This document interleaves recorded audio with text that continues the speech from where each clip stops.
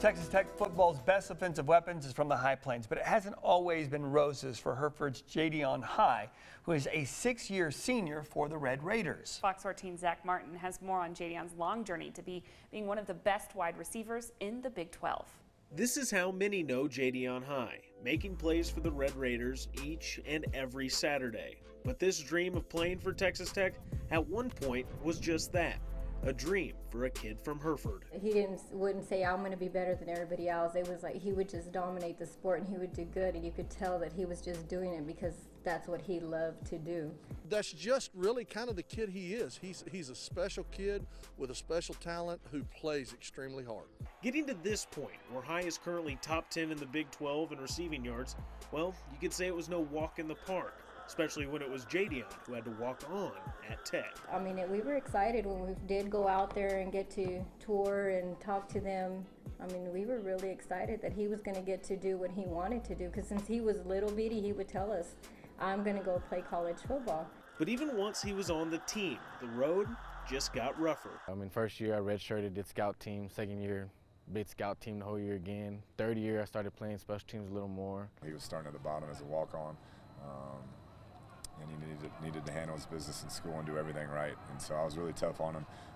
So to see him develop and become the player he's become, a guy we can count on and put in any position, I'm just really proud of him. After a couple seasons, High finally got his chance to show out for the Red Raiders, but before he could, another obstacle fell in his way. Came in the fourth year, was expecting to play more on offense, broke my foot, was out for the rest of the season, watching games, sitting on the couch.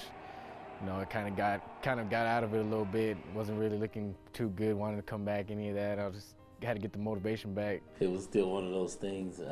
It was heartbreaking. But he didn't want to. It was like when we go down there on game days and we just sit at his apartment and watch the game with him on the TV. He's like, man, I wish I could be out there. While he missed nearly the whole season, technically High's college eligibility would have been up if he wasn't able to attain a medical gray shirt. A week into the school year, was waiting on them to call me back, see if I got my year back, and last possible day, they kept calling me, they're gonna call, they gotta call by 5, they gotta call by 5. Last hour, I'm about to call somebody to get a job, and they finally called, and I was like, dang, better late than never. I was like, I'm not mad, but you cut it close, and they said I could come back, you know, and everything's been successful since then. I mean, grinding through the whole summer, got back good, and everything's been good. It was last minute. Like, they had practice that next day, I think, at 5 o'clock in the morning when they were to start. I was getting ready to go protest. No. Now that he's back in his 6th season at Tech, Jadion's making up for all the time missed. In Amarillo, I'm Zach Martin. I love that story.